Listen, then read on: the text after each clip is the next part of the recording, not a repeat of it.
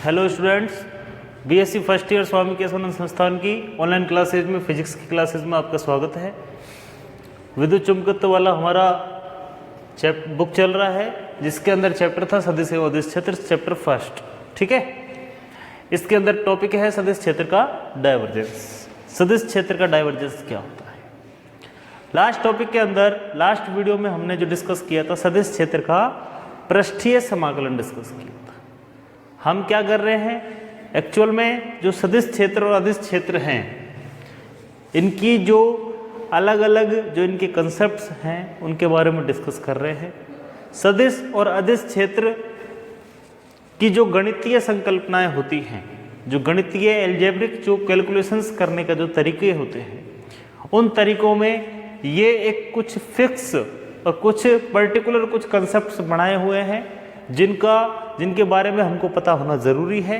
तभी हम न्यूमेरिकल्स को, तभी हम हायर स्टडीज़ के अंदर चीज़ों को और डिटेल में समझ पाएंगे। तो सबसे पहली ये प्राथमिक चीज़ें हैं, ये बेसिक चीज़ें हैं, फंडामेंटल है सदिश और अदिश क्षेत्र का, जिसको कि आपको अच्छे से आना चाहिए, जिसके कंसेप्ट के बारे में आपको पता होना ज़रूरी है। तभी आप आगे हायर स्टडीज़ में चीज़ों को डिटेल में पढ़ पाओगे। ठीक है, तो जो कि इन्हीं पर आधारित होंगी। अगर आपको यही नहीं पता होगा कि डाइवर्जेंस क्या होता है, तो उसके बाद में जो इससे रिलेटेड जो बड़े टॉपिक होंगे, जो डिटेल में हम किसी चीज़ के बारे में स्टडी करेंगे, तो वो इससे रिलेटेड होगी, तो कैसे समझोगे आप उसे? नहीं समझ पाओगे। तो ये जो पृष्ठीय समाकलन हो गया, रेखीय समाकलन हो गया, कोई आंशिक अवकलज हो गए, तो ये सारी चीज़ें क्या है, ये फंडामेंटल्स हैं सदिश और अदिश क्षेत्र के। तो उन्हीं में से एक ये फंडामेंटल है सदिश क्षेत्र का डाइवर्जेंस। ये एक थोड़ा सा लेंथी टॉपिक भी है, जिसको कि हम हमारे बीएससी फर्स्ट ईयर में काफ़ी डिटेल में पढ़ेंगे। ठीक है, अब सदिश क्षेत्र का जो डाइवर्जेंस होता है, उसकी डेफिनेशन क्या होती है? किसी सदिश क्षेत्र जिसका कि नाम ए सदिश दिया गया है और जिसको XYZ निर्देशांकों से प्रदर्शित किया गया है। तो कोई सदिश क्षेत्र है ए सदिश, यदि उसमें स्थित कोई अल्पांश आयतन dv को परिबद्ध करने वाले बंद पृष्ठ से प्रति एकांक आयतन से निर्गत कुल फ्लक्स मात्रा को सदिश क्षेत्र ए सदिश का डाइवर्जेंस कहते हैं। तो किसी सदिश क्षेत्र ए सदिश में यदि कोई dv अल्पांश आयतन स्थित हो, dv अल्पांश आयतन स्थित हो और उस आयतन को परिबद्ध करने के लिए कोई पृष्ठ हो, मतलब जैसे कि किसी गोलाकार या बंद पृष्ठ के अंदर कोई अल्पांश आयतन dv स्थित है, ठीक है, जो कि एक सदिश क्षेत्र में स्थित है। इमेजिन कर लो कि ये कोई बंद पृष्ठ है, इसके अंदर कोई अल्पांश आयतन dv है और इसमें से जो कि ये सदिश क्षेत्र ए सदिश में स्थित है। ये कोई सदिश क्षेत्र है जिसमें ये अल्पांश आयतन dv स्थित है और इसको परिबद्ध करने के लिए ये हमारे पास बंद पृष्ठ है। तो प्रति एकांक आयतन से निर्गत कुल फ्लक्स, ये तो dv आयतन में से निकलने वाला फ्लक्स है। प्रति एकांक आयतन से निकालना होगा तो हम क्या लिखेंगे? तो dv आयतन से निर्गत जो फ्लक्स है, यदि उसका मान हम कह रहे हैं फाई है, फ्लक्स को फाई से प्रदर्शित करते हैं।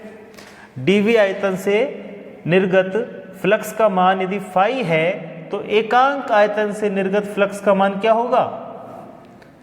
फाई अपॉन dv होगा, फाई अपॉन dv होगा।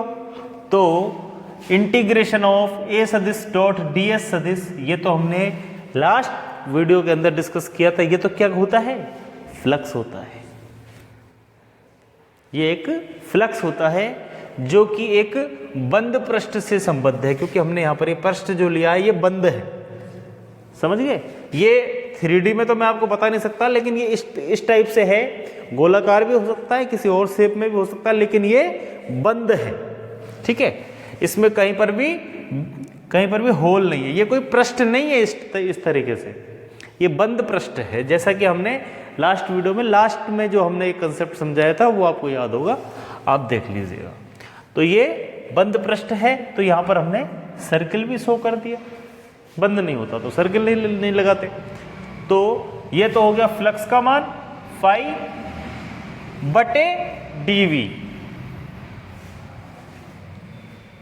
डीवी का इसमें भाग दे देंगे तो यह क्या कहलाता है, यह तो जो एकांक आयतन से निर्गत जो फ्लक्स होता है वो हमारा उस सदिश का डाइवर्जेंस कहलाता है, उसको हमने डाइवर्जेंस के नाम से पुकारते हैं।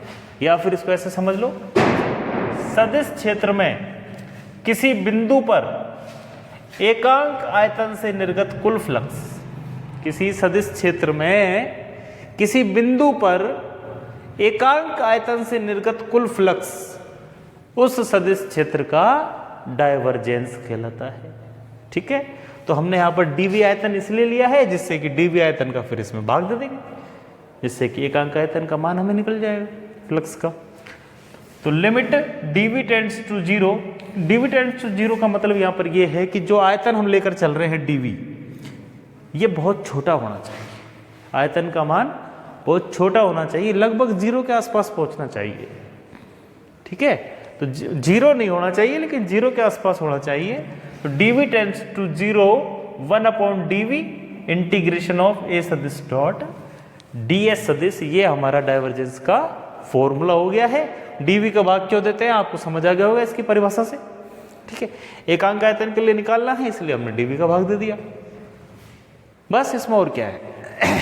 अब इसके अंदर जो ये इंटीग्रेशन ऑफ क्लोज सरफेस है जो कि बंद पृष्ठ पर समाकलन को प्रदर्शित करता है, और जो डाइवर्जेंस जो होता है यह एक अदिश राशि होती है, यह एक अदिश राशि होती है।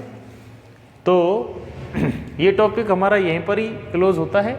इसके बाद में इसका मेन जो टॉपिक होगा वो होगा कार्तीय निर्देशांकों में सदिश क्षेत्र का डाइवर्जेंस, कार्तीय निर्देशांकों में सदिश क्षेत्र का डाइवर्जेंस, जिसको हम नेक्स्ट वीडियो के अंदर डिस्कस करेंगे।